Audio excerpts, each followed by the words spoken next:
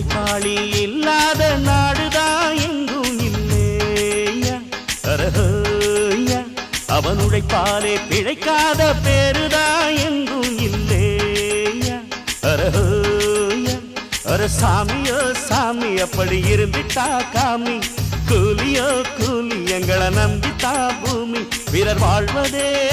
எங்க வேர்வையில் தான் உழைப்பாளி இல்லாத நாடுதான் எங்கும் இல்லையா